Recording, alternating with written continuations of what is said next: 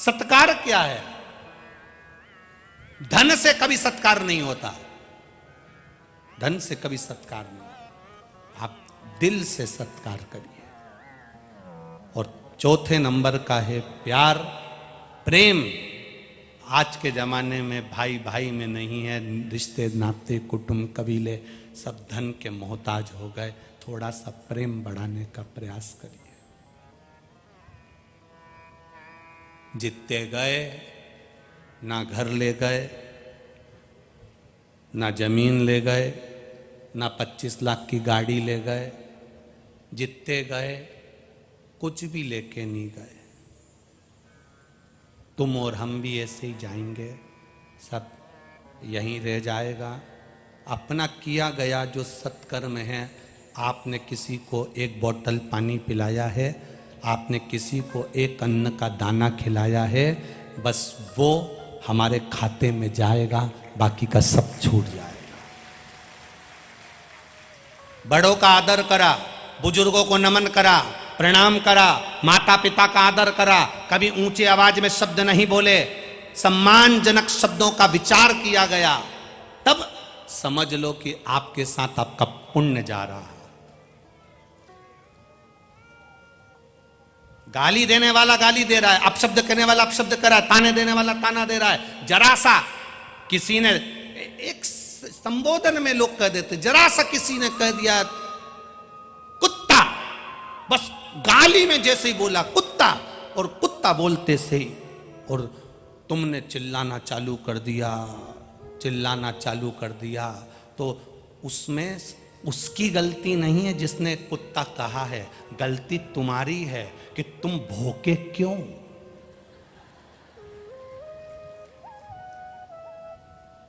मतलब तुमने प्रस्तुत कर दिया कि उसने जो बोला वो गलत नहीं बोला, उसने तो कहा ना कुत्ता, कह दिया ना। अब ये समझने वाली बात है कि उसने कहा, मुख उसका गंदा है, शब्द उसके गंदे हैं, वाणी उसकी गंदी है, अब शब्द उसके भीतर भरा हुआ है, तुम क्यों भोंके, तुम क्यों प्रस्तुति दे रहे हो, क्यों भोंक रहे हो। जब वो आड़ा टेढ़ा बोले, तुम मौन रहकर भीतर की भीतर श्री शिवाय नमस्तुभ्यम बोलना, तो तुम्हारे अंदर जो भगवान होगा जवाब वो देगा। और उसके बोलने से तुमने भोंकना चालू कर दिया तो समझ लो कि फिर वो गलत नहीं बोल रहा, तुम हो, फिर वो गलत नहीं बोल रहा। तुमने अगर चिल्लाना चालू कर दिया, उसने बोला और तुमने अपशब्द बोलना चालू कर दिया, तुमने तुरंत बोलना चालू कर दिया, तो समझ लो कि फिर तुम वो गलत क्या बोला है, उसको समझो। उसने जैसे ही कुत्ता शब्द बोला, जैसी अपशब्द बोला, जैसी ताना दिया, जैसी गाली दी, जैसी आड़ा टेढ़ा बोला, तुम पलट के जवाब क्यों दो। लोग कहते हैं हमारी सास हमको अपशब्द कहती है, तो पलट के जवाब क्यों दे रही हो, मत दो। श्री शिवाय नमस्तुभ्यम अंदर से जपो। क्यों? जब वो आड़ा टेढ़ा बोलेगी तुम मंत्र का जाप करोगे, तुम्हारे अंदर शंकर जी आकर बैठ जाएंगे। गाली तुम्हें नहीं लगेगी, उसको लगेगी जो तुम्हारे अंदर है, तो जवाब भी वो देगा। तुम क्यों पलट कर जवाब देते हो, तुम क्यों देते हो। मत बुरे कर्म कर बंदे, वरना पछताएगा, भगवान की आंखों से तू बच नहीं पाएगा, तू बच नहीं पाएगा। अरे ओ अज्ञानी मत कर नादानी, तेरे कर्म का फल भी तू ही पाएगा, जैसा किया तूने तेरे आगे आएगा। मत बुरे कर्म कर बंदे, वरना पछताएगा, भगवान की आंखों से तू बच नहीं पाएगा, तू बच नहीं पाएगा। आप क्यों जवाब दो, उसके कर्म का जवाब वो देगा। प्रेम बढ़ाइए, हम प्रेम को छोड़ दिए।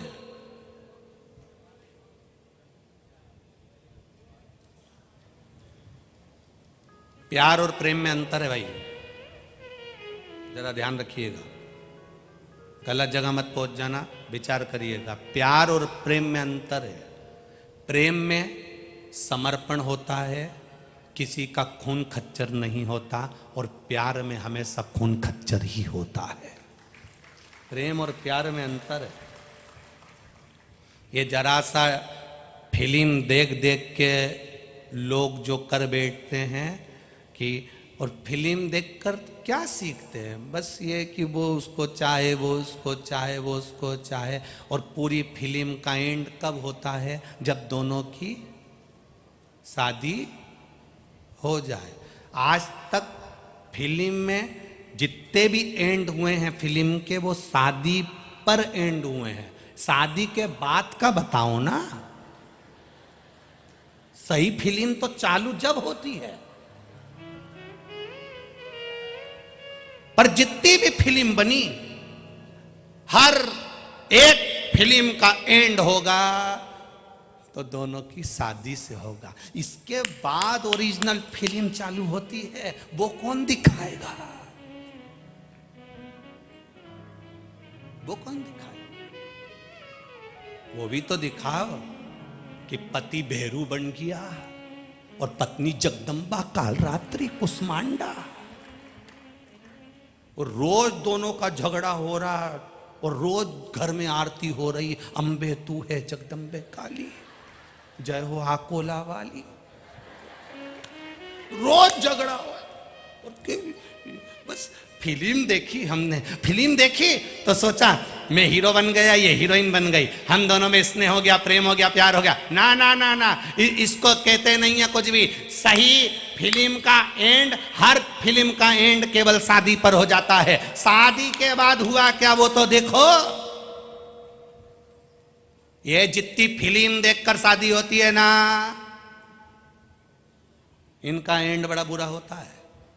जितनी फिल्म देखकर शादी होती है, जरा सा लड़के की ओर आसक्त हो गए, जरा सा देख लिया, आसक्ति बढ़ गई, प्रेम बढ़ गया, स्नेह बढ़ गया। मेरा बेटियों से निवेदन है, तुम्हारे माता पिता ने तुम्हें उच्च शिक्षा दी है, तुम्हारे माता पिता ने तुम्हें पढ़ाने में कमी नहीं रखी, तुम्हारे माता पिता ने तुम्हें शहर में भेजने में कमी नहीं रखी, तुम्हारे माता पिता ने तुम्हें कपड़े पहनाने में कमी नहीं रखी, तुम्हारे माता पिता ने तुम्हारे भाई को जितनी अच्छी शिक्षा नहीं दी उतनी अपनी बेटी को दी है। मेरा बेटियों से निवेदन है, अपने माता पिता को कन्यादान का मौका देना, किसी आड़े टेढ़े के साथ मत चले जाना, किसी आड़े टेढ़े के साथ मत चले जाना। जरा सा बॉडी शॉडी देखी और उसके साथ चले गए, जरा सा गाड़ी उसने आकर भुर्र भुर्र करी, मालूम पड़े गाड़ी सुधरने आई थी, 50 रुपए का डीजल फ्री का डलवा के लिए आया और उसके साथ चले गए। जिंदगी भर रोगे, जिंदगी भर। एक बेटा एक कुल को तारता है और एक बेटी 2 कुल को तारती है। उसका जीवन प्रबल होना चाहिए। बेटी का जन्म, कोई हिमालय राज के यहां पूछे कि हिमालय राज बेटी के जन्म पर कितने प्रसन्न हुए थे, हिमालय राज बेटी के जन्म पर कितने खुश हुए थे, दक्ष प्रजापति बेटी के जन्म पर कितने खुश हुए थे। जिसके घर में बेटा जन्म लेता है वो 1 कुल को तारता है, पर बेटी 2 कुल को तार देती है। बेटा एक बार अपने माँ बाप को दुखी देख सकता है, पर बेटी कभी अपने माँ बाप को दुखी नहीं देख सकती। वो बेटी होती है सर्वस्व जो निछावर कर दे। हमने तो इस व्यासपीठ से कई बार कहा है, आज फिर कहते हैं कि जिसके घर में बेटी है वो भाग्यशाली नहीं सौभाग्यशाली है। उसके भाग्य को 100 बार गुणा करा जाए वो सौभाग्यशाली है, होना चाहिए। आज के जमाने में मालूम पड़ जाए कि बेटी है तो लोग बच्चा गिरवा देते हैं, भ्रूण हत्या करवा देते हैं। बेटी का जन्म नहीं होना, बेटी को पाल पोसना बड़ा मुश्किल। ना ना ना, बेटी है तो तुम्हारा जीवन है। हम तो यहां तक कहते हैं राजनीति में भी ध्यान रखना चाहिए, चुनाव लड़ने का टिकट उसी को देना चाहिए जिसके घर में बेटी हो। चुनाव लड़ने का टिकट भी उसके यहां देना चाहिए जिसके यहां बेटी हो। और निवेदन है, बेटी के मां बाप को निवेदन करूंगा कि आप भी अपनी बेटी की शादी उसी घर में करना जिस घर में बेटी हो। और मेरे ब्राह्मण संत साधु सन्यासी तपस्वी साधक उपासकों से भी निवेदन है, आप भी भोजन उसी के यहां करो जिसके घर में बेटी हो, तो हम भोजन ग्रहण करें। क्योंकि बेटी भाग्य बना देती है, बेटी सौभाग्य बना देती है, बेटी बाप की किस्मत लिख देती है। वो तो कहीं भ्रम में ना पड़े बेटियां, मेरा निवेदन, यहां जितनी बेटियां बैठी हैं, जितनी बेटियां बैठी हैं, कितनी बैठी है जरा खड़ी तो हो जाओ बेटियां, हो जाओ खड़ी हो जाओ, जितनी भी लड़कियां सब खड़ी हो जाओ, जितनी बेटियां बैठी है हो जाओ, चारों पंडाल में, चारों पांचों पंडाल में जितनी लड़कियां बैठी हैं सब खड़ी हो जाओ।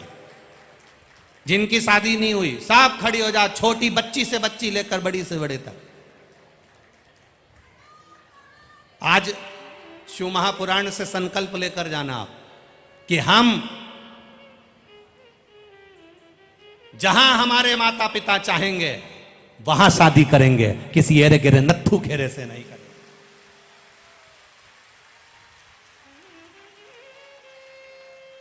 किसी आड़े टेढ़े के साथ शादी नहीं करेंगे। हमारे माँ बाप की इज्जत को हम नहीं गिरने देंगे। जिस माता पिता ने पाल पोस कर बड़ा करा, जिस माता पिता ने हमको पढ़ाया, जिस माँ की कोख में मैं 9 महीने रही हूँ, जिस माँ ने मुझे गोदी में रखा, मालिश करी, कपड़े पहनाए, जानती नहीं थी, पढ़ाया, ट्यूशन, स्कूल, कोचिंग सब जगह भेजा, उनकी नाक नहीं कटने दूंगी। शादी मेरे माँ बाप के कहने पर चल करूंगी। दोनों हाथ उठाकर बेटियां एक बार हर बैठिए बेटा, प्रणाम आपको, दंडवत नमन करता हूं आपके चरणों का, आपकी वात्सल्यता, आपकी करुणता। संकल्प होना चाहिए हमारे जीवन।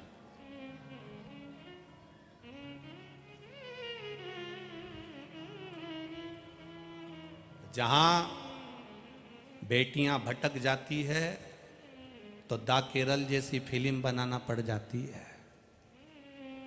बेटियों को भटकने नहीं है, एक अपने जीवन को सार्थक करना है, हम अपने जीवन को धन्य बनाना। आप एक माता पिता का गौरव हो, आप एक माता पिता का जीवन हो। बहुत अरमान रखकर वो पढ़ने भेजता है आपको, आप उसके अरमान को डूबने मत देना, डूबने मत देना। बेटी बेटी बहुत विचित्र बात कहेंगे, आप लोगों को समझ में आएगी उम्मीद है। बेटा मां को प्रिय होता है और बेटी बाप को प्रिय होती है। पिता को प्रिय है बेटियां।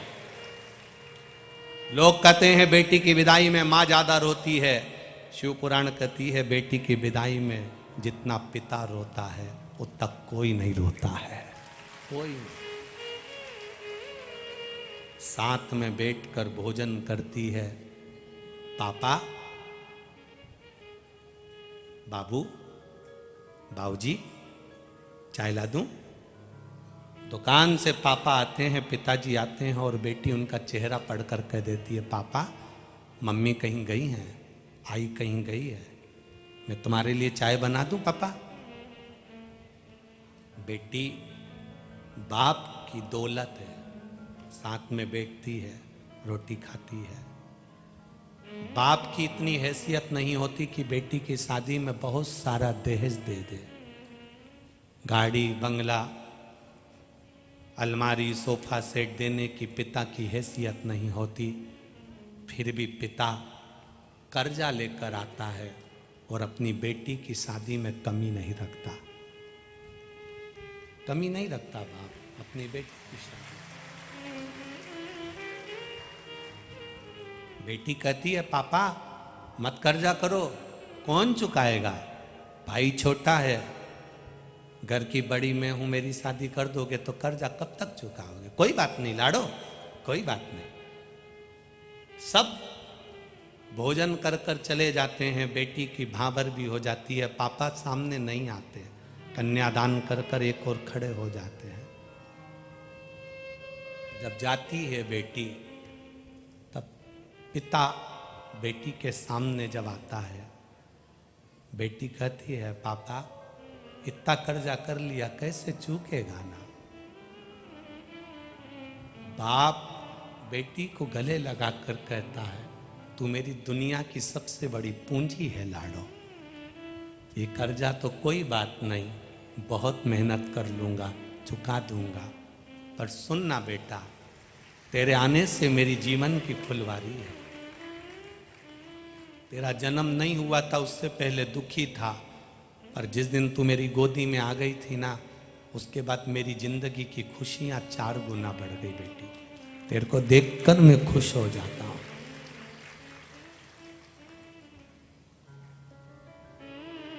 विदा हो गए, चले गई। बेटी भी कहती है पापा बहुत दूर मत ब्याह देना, दूर ब्याह दोगे तो कहाँ मिलना होगा पापा, कभी तो आएंगे ना मिलने के लिए। उस बेटी की जो शादी करी और लड़का उसका सम्मान नहीं करता, आदर नहीं करता, गालियां देता है, उसको पूछता नहीं है, केवल एक नौकरानी की तरह उसको उपयोग में लेता है, तो उस बाप से पूछना जिसने उसको पाल पोस कर बड़ा करा, उसकी जिंदगी कैसी रहती होगी। पिता का जीवन, नारी का आदर सम्मान करना सीखो। अंत समय तक साथ देती है एक नारी, अंत समय तक।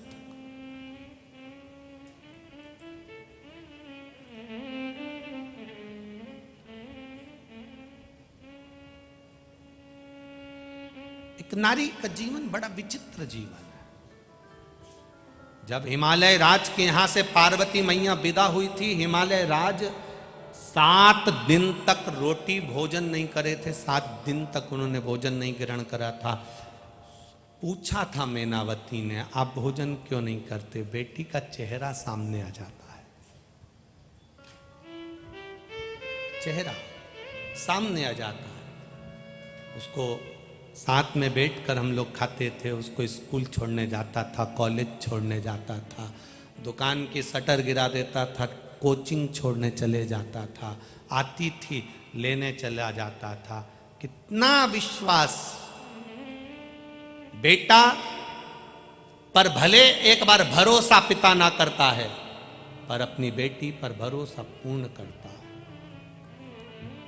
प्रेम और प्यार में अंतर है। प्यार में खून खच्चर होता है, आखिरी में लोग प्यार कर कर शादी जरूर कर लेते हैं, पर इनकी जिंदगी नरक से बदतर होती है, रोते हैं, बिलखते हैं और मरते हैं। प्रेम प्रेम होता है जिसमें खून खच्चर नहीं होता, समर्पण होता है। राधा और कृष्ण का भी प्रेम था, पर दोनों में एक दूसरे में समर्पण का भाव था, कोई खून खच्चर नहीं हुआ। आज के जमाने में लोग उसको बदनाम कर दिए कि ये प्रेम, प्रेम और प्यार में अंतर है।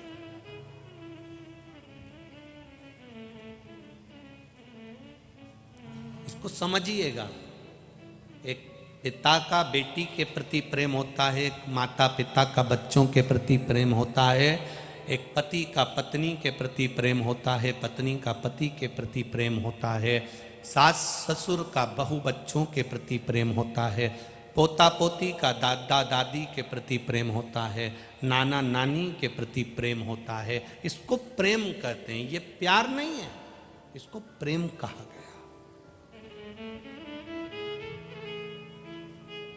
इसमें अपशब्द नहीं होते, इसमें गालियां नहीं होती, इसमें ताने नहीं होते, इसमें गलत विचार नहीं होते। तो शास्त्र कह रहा है, भगवान शिव की कथा कर रही है, आचार विचार सत्कार और प्यार, ये बहुत ध्यान देने वाला विषय है कि आपके यहाँ कोई आए उसका सत्कार हो, और जितने लोग आपके घर में रह रहे हैं उन सभी में आपस में एक दूसरे से प्रेम हो, एक दूसरे से समर्पण हो, प्रेम बढ़े।